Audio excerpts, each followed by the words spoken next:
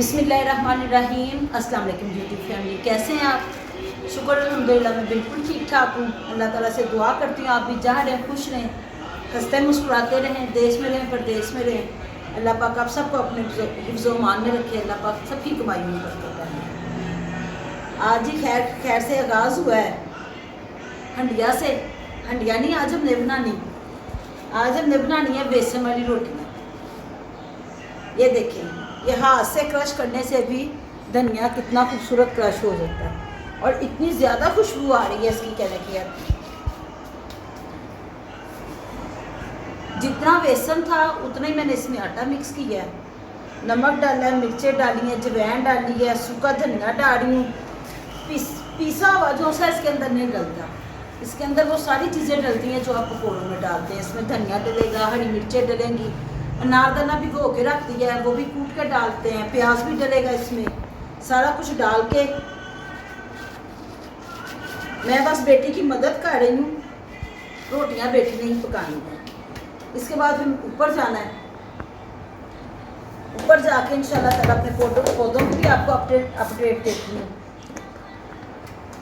कल मेरा व्लॉग इसी वजह से नहीं आया, मेरी तबीयत थोड़ी सी ख़राब थी।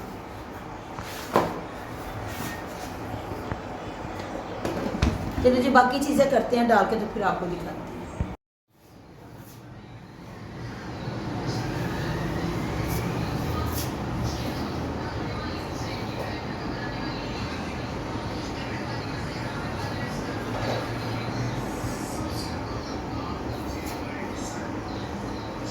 मैंने एलोवेरा जेल ग्राइंड किया था छिलके के साथ, मैंने आपको बताया था।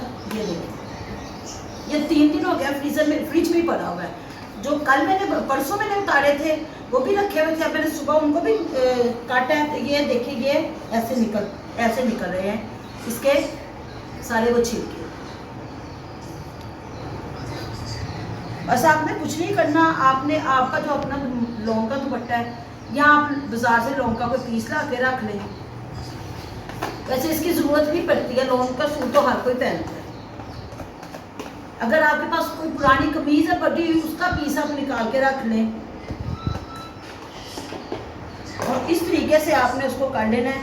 अगर आप इसी तरह ये छिलके के साथ ही चेहरे पे लगाएंगे तो वो ज़रा ख़राब लगता है, वो सारा छिलके जो से है ना वो स्किन के साथ लगते हैं। बड़े आराम से ये जो हो गया, 5-10 मिनट लगे मुझे ज़्यादा से ज़्यादा।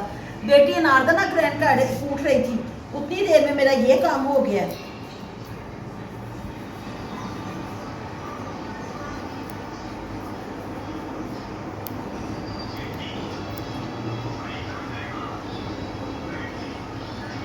ये आपके पौधों के लिए भी बहुत अच्छा है। ये गर्मियों में तो स्किन के लिए ये सोने का काम करता है।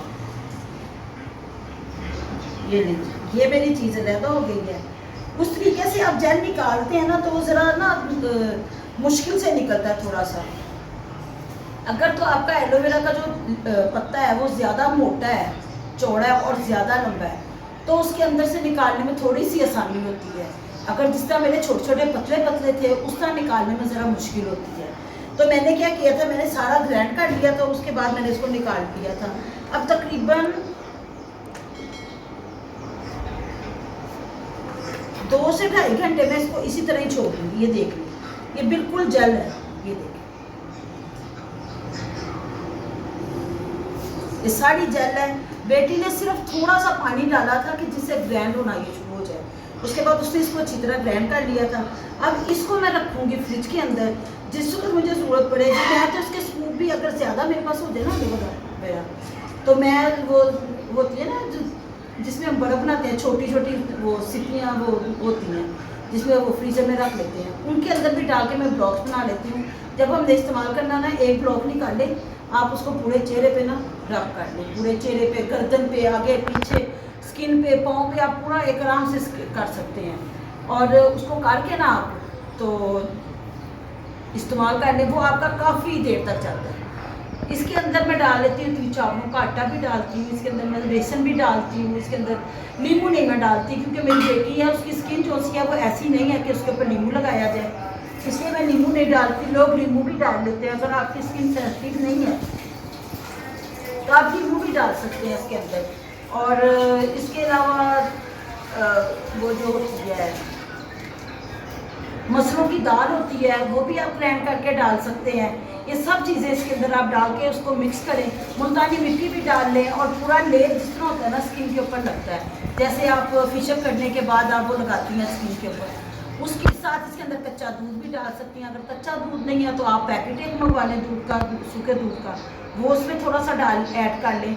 ये सारी चीज़ें आप मिक्स करके ना तो अपने चेहरे पे जैसे फेस पैक लगाते हैं ना लगा लें, उसको थोड़ी देर के लिए रब करें। अगर वो खुशक हो रहा है हाथ पे थोड़ा सा पानी लगाएं। या आप अपनी गर्दन पे भी कर सकते हैं, अपने पाँव पे भी कर सकते हैं, अपने हाथों पे भी कर सकते हैं, बल्कि आप अपनी पूरी बॉडी जो आपकी नज़र आ रही है, अगर आप बाजू छोटे पहनते हैं आपकी स्किन जितनी भी नज़र आती है वो धूप में ब्लैक कभी भी नहीं होगी। अगर आप ये चीज़ें धूप से आए हैं आधा घंटा रेस्ट करें, उसके बाद ये पैक लगा लें अपने पूरे, बिल्कुल पतला सा बना के अपने स्किन पे लगा ले। तो ऐसे ऐसे करके ना तो मलते जाए, ऐसे चेहरे पे भी ऐसे करके ना मलते जाए। 5 मिनट के लिए छोड़ें, 5 मिनट तक मलते जाएं, उसके बाद 5 मिनट के लिए छोड़ें, उसके बाद आप वॉश कर लें।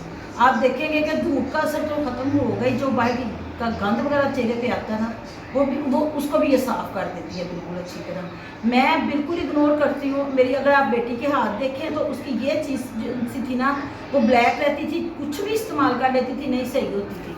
अब वो ये चीज़ें इस्तेमाल करना उसने शुरू की हैं तो उसकी जो सी ये चीज़ें हैं ना वो बिल्कुल साफ़ हो गई।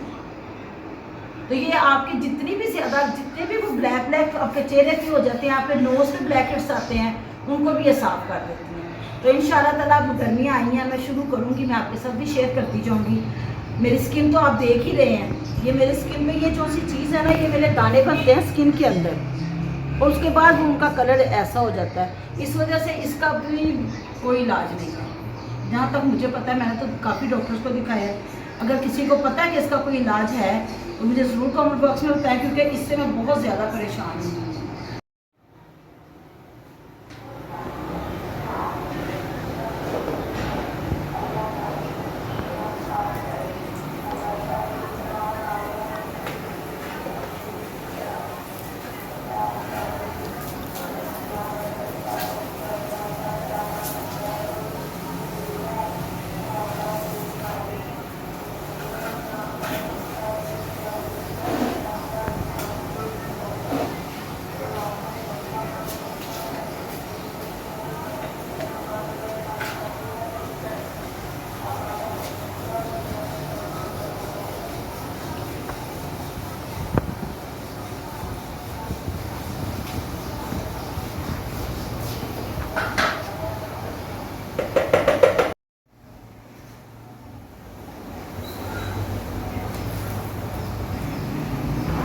रोटियाँ पका रही हूँ, बेटी कह रही थी मैं पका देती हूँ।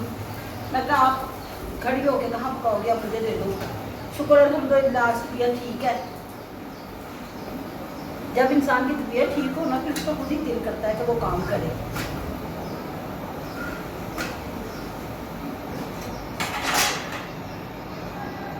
आप आ जाए, जिसने खाना है बादशाह खा के बिस्मिल्लाह करें।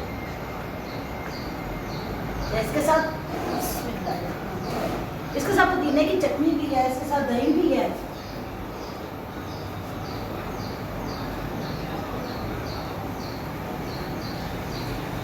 मैं हमेशा इसको हल्की आंच पे बनाती हूँ, कभी मैंने ज़्यादा तेज़ आंच पे नहीं इसको बनाया। और रोटी भी मेरी छोटी होती है, इतनी ज़्यादा बड़ी भी नहीं होती है रोटी।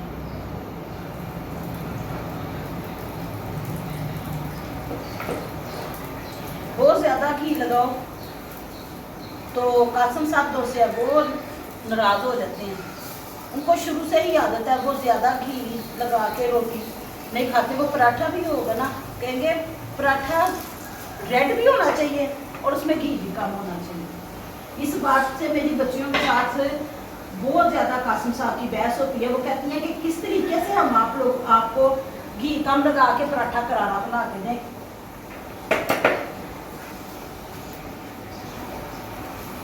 वो ज़्यादा घी खा लेना तो कहते हैं मेरे सीने में ना जलन होना शुरू हो गई है। अब ये हल्की आंच पे है ना, आराम आराम से ये पकेगी और बड़ी मज़ेदार बनेगी रोटी। मुझे कमेंट बॉक्स में ज़रूर बताएं कि किस किस को ये रोटी पसंद है। और अगर कोई चाहता है कि मैं उसको पका के खिलाऊँ, तो वो मेरे घर आए, आके मुझसे ये खाए। लेकिन आने से एक दिन पहले बता दे कि हम कल आपकी तरफ आ रहे हैं और हमने मिस्सी रोटियाँ खानी है। इसको कहते हैं मिस्सी रोटी, बेसन वाली रोटी भी कहते हैं और मिस्सी रोटी भी कहते हैं। अब ये देखेंगे हल्की आंच पे पक रही है ना, ये करारी करारी सी होती जाएगी। टाइम तो इसको लगता है, मगर ये देखेंगे इस साइड से अगर आप ध्यान से देखेंगे ना, ये करारी बन रही है। इसकी आवाज़ भी बहुत अच्छी आ रही है।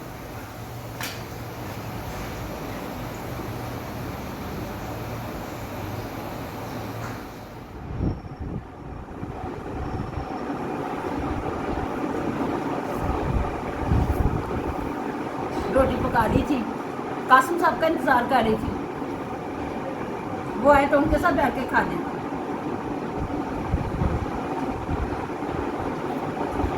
लेकिन उन्हें आज देर हो गई है। लस्सी भी बनाई है, दही भी है, साथ रोटी भी है।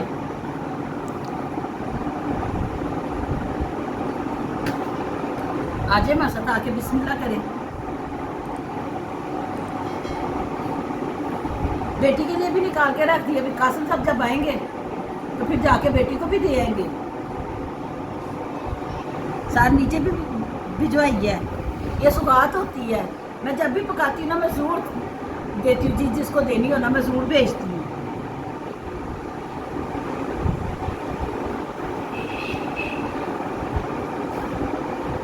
काफ़ी ज़्यादा देर बाद आज फिर बैठ के रोटियाँ पकाई हैं। उस दिन मैंने सफ़ेद चनों की खिचड़ी और सवैयाँ पकाई थी इतवार को, आज रोटियाँ बैठ के बनाई हैं।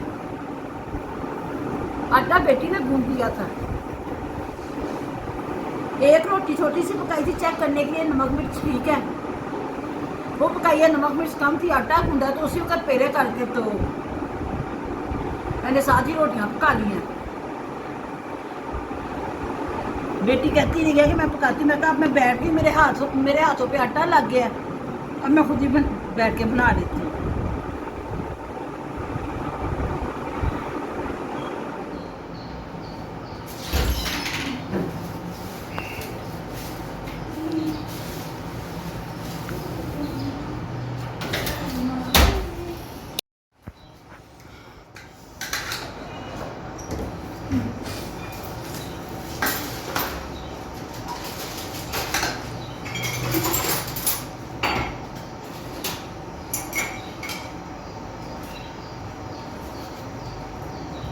आगे हमने 10 किलो टमाटर लिए थे, इसी तरह मैंने ग्राइंड कर वो गला लिए थे, गला के बेटे में ग्राइंड किए थे। उसके बाद फिर थोड़ी देर हमने इसके ऊपर रखा था तो बिल्कुल ठीक हो गए थे। अब तकरीबन वो टमाटर जो से है ना थोड़े से रह गए, ख़त्म होने वाले हैं। तो मैंने कासिम को कह दिया था कि टमाटर ख़त्म होने वाले हैं, भिंडियाँ बनाए या करेले बनाए, उसमें टमाटर भी ज़्यादा डलते हैं, प्याज भी ज़्यादा। मैंने कासिम साहब को टमाटरों को कह दिया था, मैं कहा टमाटर जो से ख़त्म हो रहे हैं। आज आधी बार कहते टमाटर अच्छे थे, मैं 5 किलो टमाटर ले आया। आँच अगर तेज़ हो तो जल्दी ये हो जाता है। आँच अभी इस वक्त हमारी जो सी है, शुक्र है इस वक्त आ रहा है, ये देखें ऐसे पानी जो सा ना इसका पानी ख़त्म होता जाएगा तो ये बैठते जाएंगे नीचे। ये 5 किलो टमाटर है। 5 किलो टमाटर की प्यूरी बना के हमने इसको फ्रीज़र में रख देना, क्योंकि फ्रिज हमारा जो से अब सही नहीं है। वो आदमी आया है, पैसे भी ले गया है, पहले कह के गया उसकी वो ख़राब है, पीछे जो सी गैस नीचे से ऊपर जाती है फ्रीज़र की तरफ, वो ब्लॉक हो गई है, वो चेंज किया। तो जब करके गया तो वो कह के गया था कि अगर आपको लगे ना कि बर्फ़ सही नहीं बन रही तो आप मुझे बता देना, मैं आपके सही कर जाऊँगा। तो तीसरे चौथे दिन ही मैंने कह दिया था, मैं कहा वो फ्रीज़र के ऊपर, फ्रीज़र के 2 पोर्शन है हमारे, नीचे वाले पोर्शन में ना सही तरह बर्फ़ नहीं बन रही। तो मैंने इनको कह दिया, मैंने कहा नहीं बन रही, इसको फ़ोन किया तो अच्छा करते, ये 3-4 दिन पहले वो आया है, आके देख के कहता है अब आपका फ्रिज जो है ना वो ऐसे ही काम करेगा, अगर आपने अपना फ्रिज सही करवाना है ना तो उसका कंप्रेसर चेंज करवाना। तो कासिम साहब कहते पहले आपने कहा इसकी एक चीज़ ख़राब है, वो चेंज करवाई, फिर आपने कहा इसकी पाइप जो सी है वो ख़राब है, वो चेंज करवा लें, आपका फ्रिज बिल्कुल सही चलेगा।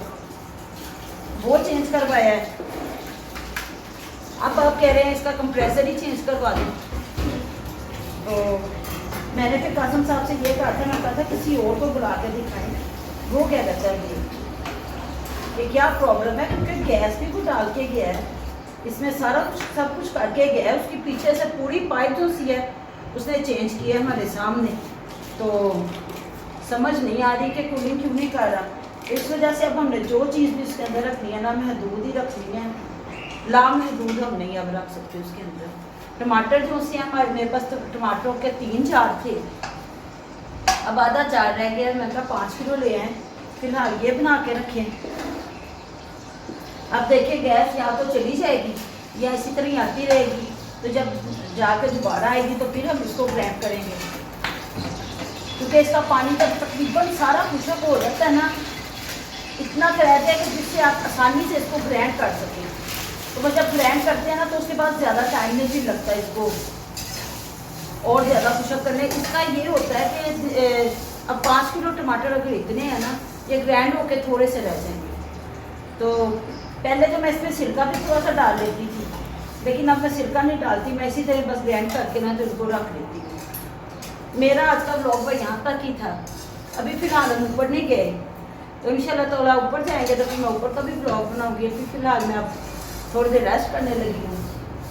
तकरीबन 3 साढ़े 3 का टाइम हो गया है, और देखिए अब इसको कितना टाइम लगता है। मैंने रख दिया है।